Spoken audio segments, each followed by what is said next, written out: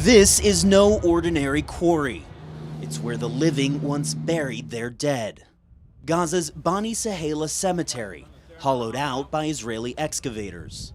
These were all graves. This was a cemetery, but the military says that they were forced to come in here because they discovered a Hamas tunnel running right underneath that cemetery. But the Israeli military failed to prove that stunning claim during a 3-hour tour of the area. They invited us here a week after we first uncovered this graveyard's partial destruction using satellite imagery, part of a CNN investigation that found 16 cemeteries in Gaza damaged or destroyed by the Israeli military. This whole area here is a military compound. From the mosque over there, underneath the graveyard, all the way down north and south. My forces, at the beginning, we tried to flank this area, were fired from this area again and again and again. They couldn't understand why. So that's how you determined that there was a tunnel here, because you were being fired upon? Yes, sir. Our journey to investigate the Israeli military's claims begins in the rubble of what they say was a residential building. Even just standing at the mouth of this tunnel, you can feel the humidity just like emanating here. And this is the way that we go in to what they say is an extensive tunnel system in Bani Sahela. We descend into a dark, seemingly endless labyrinth. There's just tight spaces like this in certain parts of this tunnel. But then you get here and you have full headspace pretty much. All throughout it, you can see that there's electricity, there's telecommunications. The Israeli military says that this tunnel system actually leads to a Hamas command center, which they say was used by Hamas fighters to coordinate their attacks.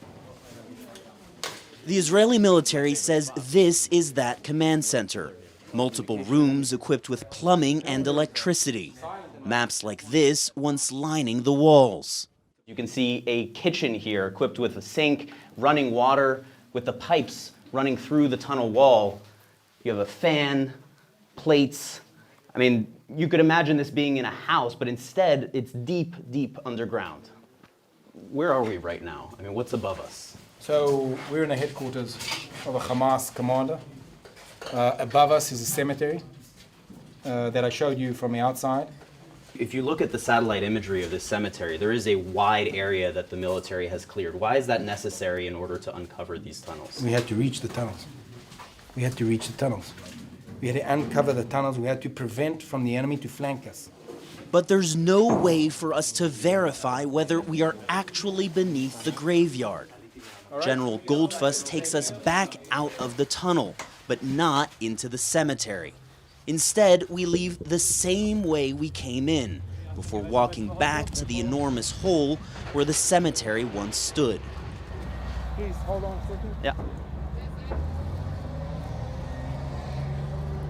So we're asking the general if we can actually see the shaft to the tunnel. But the answer is no. So? There's all kinds of machinery which I don't want you to take pictures of.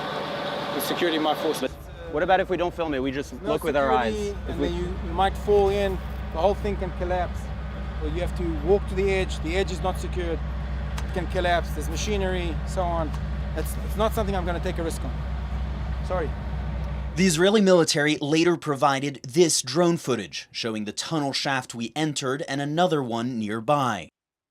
CNN geolocated the footage using this satellite image. This outline shows where the cemetery once stood, and these are the two tunnel entrances clearly outside the graveyard. As for the tunnel they say they found here, where the cemetery once stood, the military never provided any evidence.